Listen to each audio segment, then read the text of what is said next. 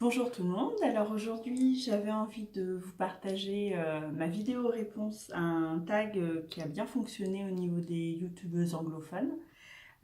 Donc c'est The Pellicular Daughter qui l'a proposé et ça concerne les jeux que l'on a découpés et je pense élargir aussi à ceux que j'ai transformés en colorant les bordures parce que j'en ai quand même pas mal que j'ai transformés. Donc le tag s'appelle My Trim Decks. Donc je pense que c'est une vidéo réponse qui va tenir sur deux ou trois vidéos parce que je me suis rendu compte que sur ma collection en fait de environ 50 oracles, tarot, petit Lenormand, j'en ai 16, 17 qui sont transformés. Voilà, donc cette première vidéo va me permettre de vous montrer les jeux d'Alana Fairchild et le Lucy Cavendish. Puis on va voir en fonction du temps, je voudrais pas que ça soit trop long,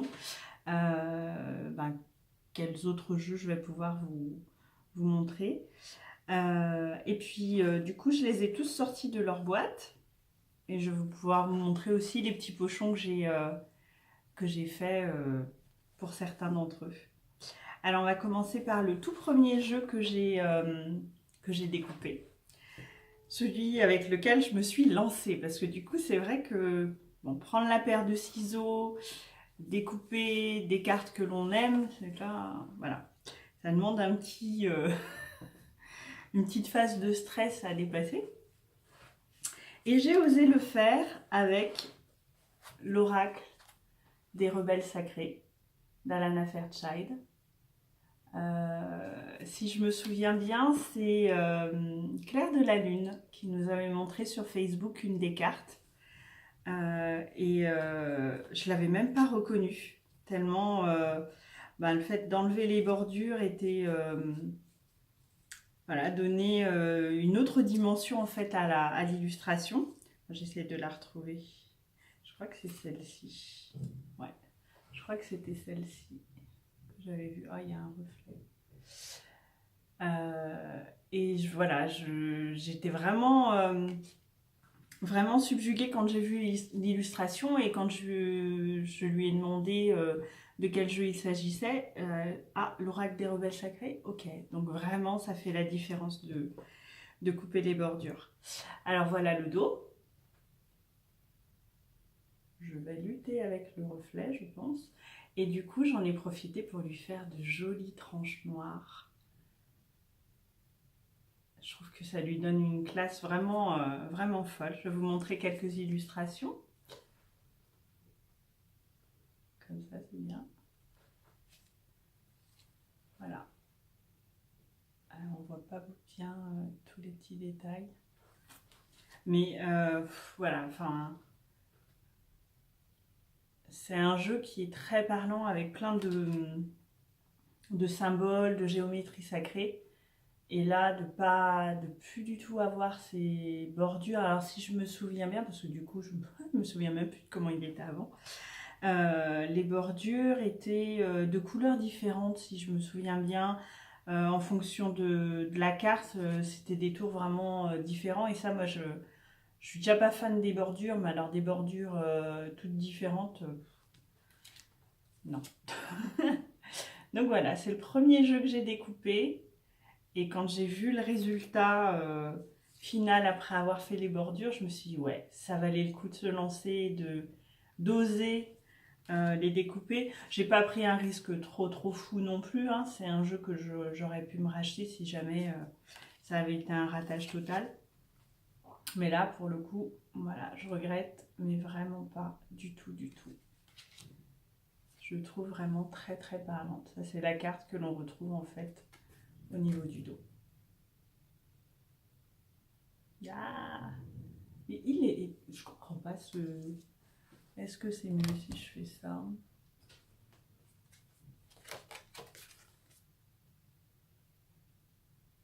Ouais, c'est pas folichon. Hein. J'espère que vous allez bien voir quand même. Donc voilà, ça c'était l'oracle des rebelles sacrés.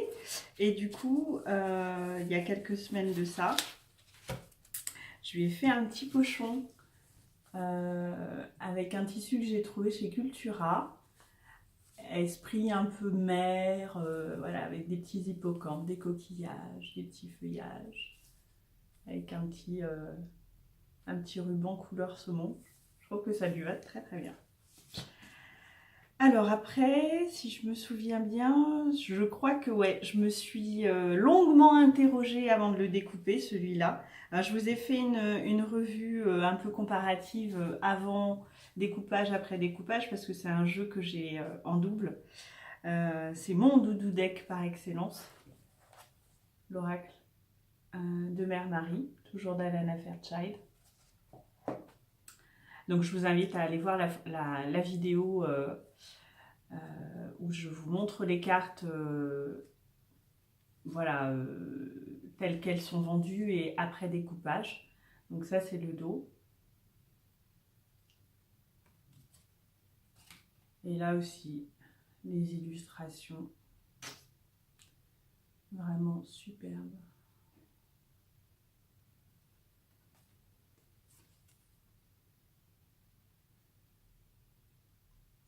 J'ai l'impression que ça perd. Ah oui, il ne faut pas qu'on me voit en fait.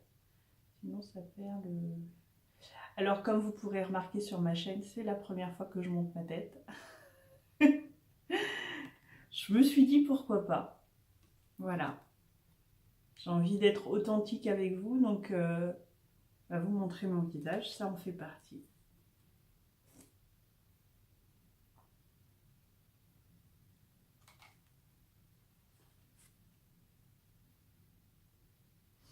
Voilà pour l'oracle de Mère Marie. Et donc comme je vous l'ai montré dans la vidéo où je vous montre le avant-après, je lui ai fait des bordures dorées avec un tampon. Ça donne un résultat très... alors c'est pas... ça se voit pas trop à la caméra, mais c'est vraiment un joli doré, un peu scintillant. Voilà, ça change.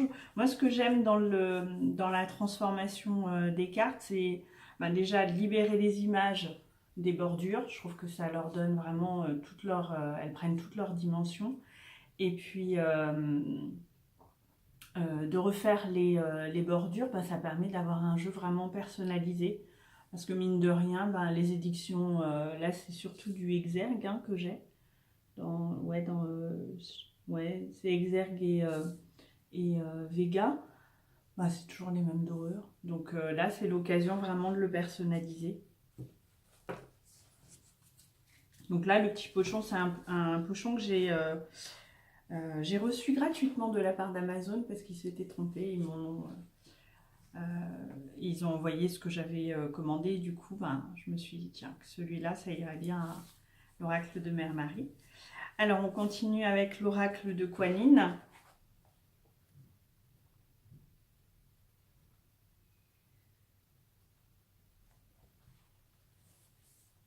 Celui-ci, on lui a fait un petit pochon en satin violet avec des petits rubans jaunes. Je trouve que ça lui va bien aussi.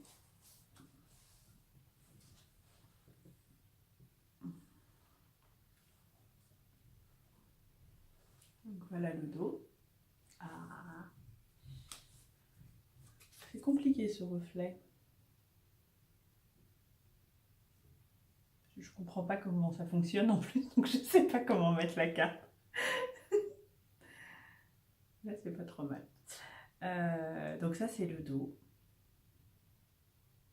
Voilà. Donc ça découpe bien sûr une petite partie du motif, mais je trouve que ça le met quand même en valeur.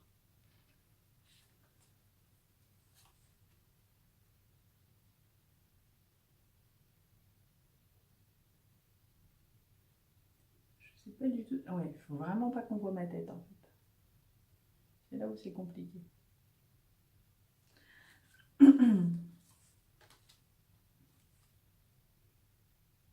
Donc sur celui-ci, j'ai décidé de pas colorer les bordures.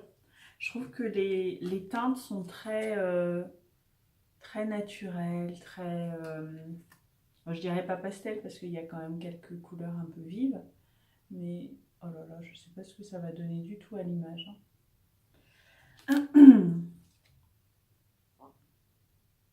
Mais oui, du coup, à l'origine, il y avait des bordures dorées. Oh, je trouvais que c'était complètement hors sujet.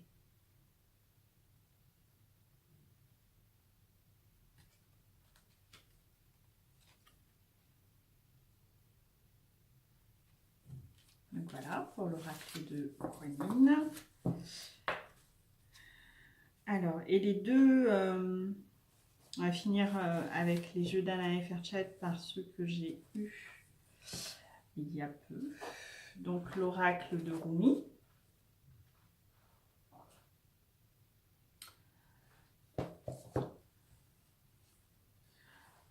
C'est des poésies d'amour, des textes que Alana Fairchild a choisi pour chaque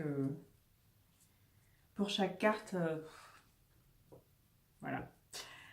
Alors, je ne lui ai pas encore coloré les tranches, celui-là, mais il va être probablement dans les dorés. Le dos.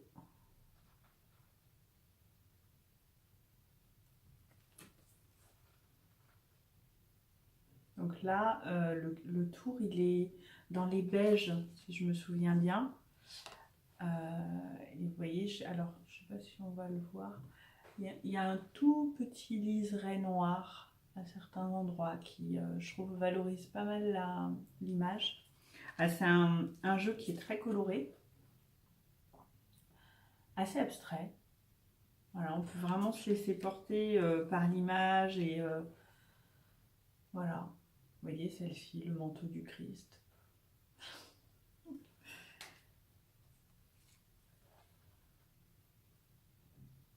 Ah ouais.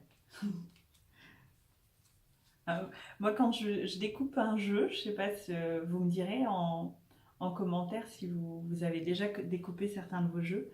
Mais quand je découpe un jeu, en fait, c'est vraiment un moment de communion avec le jeu.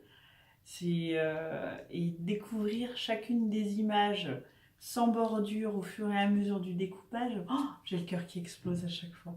Là, typiquement, sur ce jeu-là... Ah ouais. Oh là là. J'ai l'impression de le redécouvrir.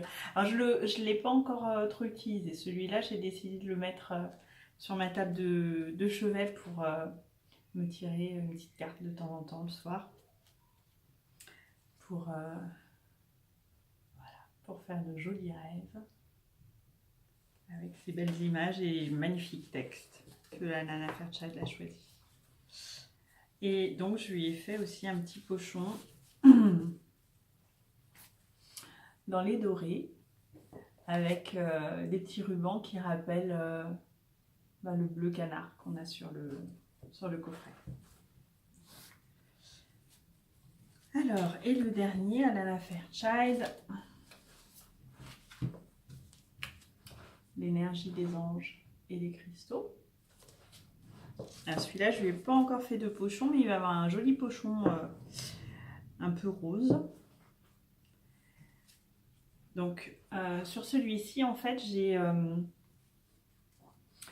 pas découpé complètement les bordures. J'ai laissé le tour qui est un petit peu dans les morts dorés. Ouais, doré, mort doré. Je trouve que ça encadre bien les images. Alors, j'ai hésité à les garder ou à les couper complètement. Mais je trouve qu'avec, c'est mieux. Voilà, le dos, je trouvais très bien mis en valeur. Sur ce jeu-là, le tour, il est bleu foncé, je crois.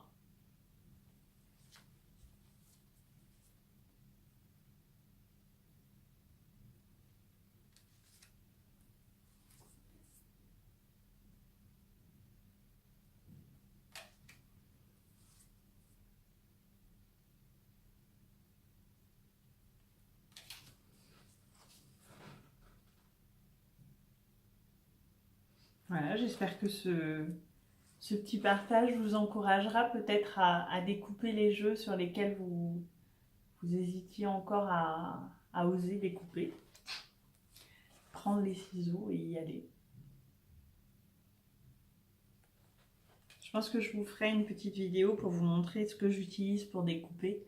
Il y a Claire de la Lune qui a fait une vidéo il n'y a pas très longtemps, la semaine dernière, si je ne me trompe pas, où elle nous montre comment elle transforme ses jeux. Et donc, je lui ai coloré les tranches en doré. Voilà.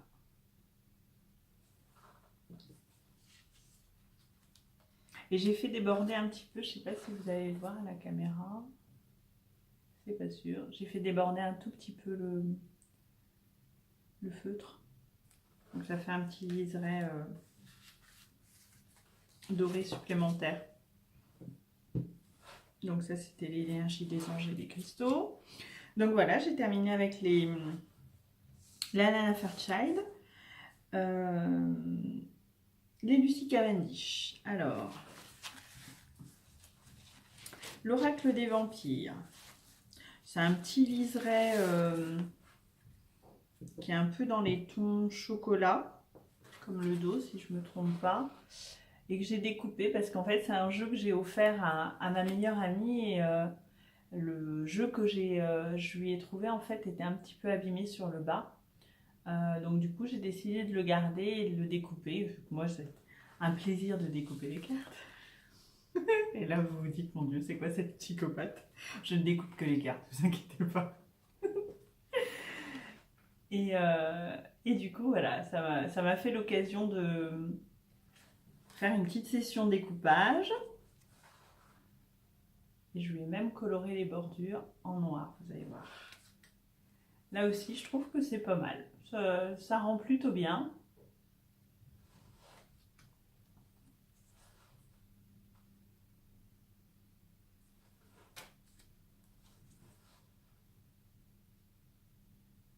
Ça rend plutôt bien.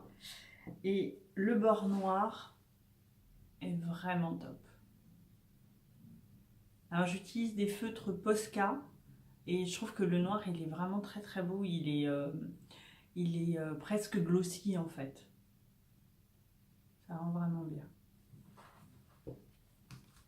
Voilà. Alors il n'a pas de pochon personnalisé, celui-là on lui a gardé le pochon qui était avec.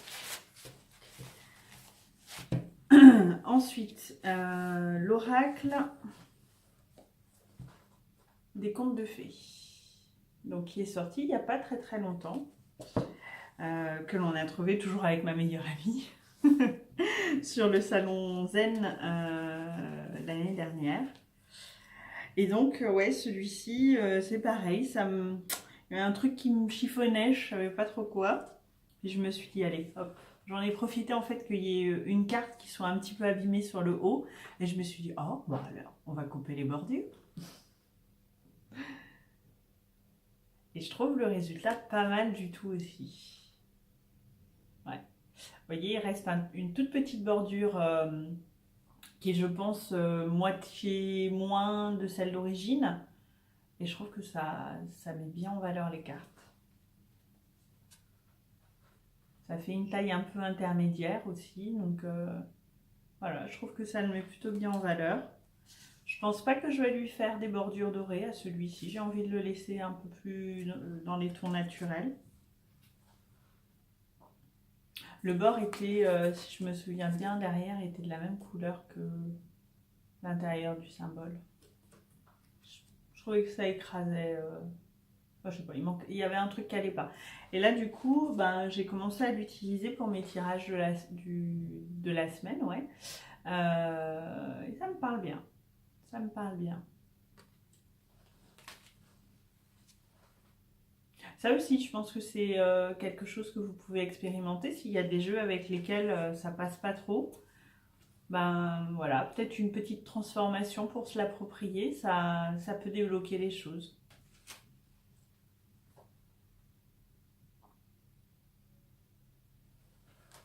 Voilà pour l'oracle des contes de fées.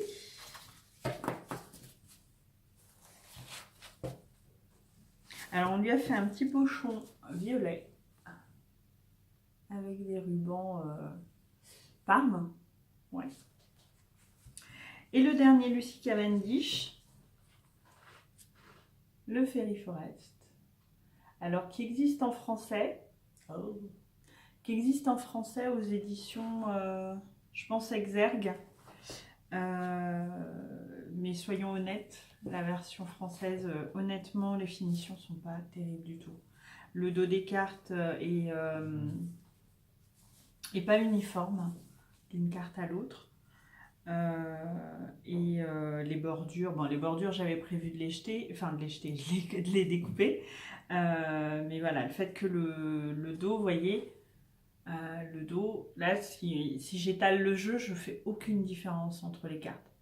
Sauf que sur la version française, on voyait. Et moi, je suis super sensible à la couleur, donc du coup, ça passait pas. J'ai préféré m'acheter la version anglaise. C'est l'édition Blue Angel, du coup. C'est un jeu que j'ai attendu longtemps parce que Nat l'a acheté donc quand il est sorti chez Blue Angel. J'attendais qu'il sorte en français et ça a été une déception. Mais bon, vu qu'entre-temps, il y a eu un gros déblocage sur les jeux en anglais, qui fait que le potentiel d'achat s'est démultiplié.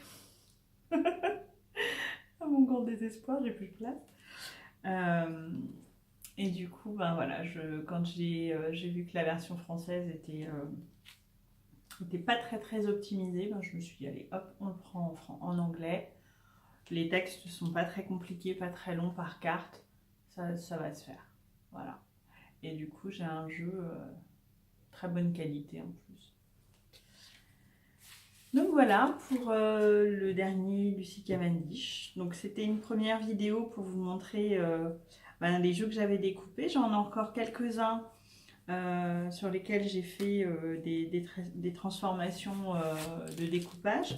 Donc je vais vous faire une autre vidéo. Et je pense que je vous ferai une vidéo à part pour les jeux sur lesquels j'ai juste transformé les bordures. Voilà, pour vous montrer un petit peu le résultat. Ça peut être une première étape pour pouvoir s'approprier un jeu, le personnaliser un peu, voilà, et puis quelque part rentrer en contact avec lui, parce que mine de rien, le fait de prendre chaque carte, de la découper, de se concentrer pour la découper, parce qu'effectivement on ne fait pas ça en regardant la télé, c'est comme une méditation pour moi. Je ne sais pas comment vous le vivez si vous découpez vos cartes, mais c'est un peu comme une méditation, et du coup on est vraiment connecté au jeu, et il y a quelque chose qui se passe. Je l'ai vu par rapport à l'oracle des contes de fées, avec lequel ça passait pas, parce que je n'ai pas la mémoire des contes de fées vraiment. Et puis il y en a beaucoup que je connais pas en plus, donc ça me perturbait un petit peu. Puis là du coup j'ai réussi à me détacher de cet aspect-là pour vraiment profiter des illustrations et aller avoir la curiosité d'aller voir qu'est-ce qu'il y avait dans le petit livret pour découvrir vraiment l'oracle. Voilà, je vous remercie beaucoup d'avoir regardé cette vidéo, et je pense que je vais enchaîner. Je suis bien partie, donc on va garder le rythme. Je vais enchaîner par une autre vidéo où je vous montre d'autres jeux voilà, qui sont de différents auteurs et de différentes comment on dit, éditions. Voilà. Merci et bonne journée à tout le monde.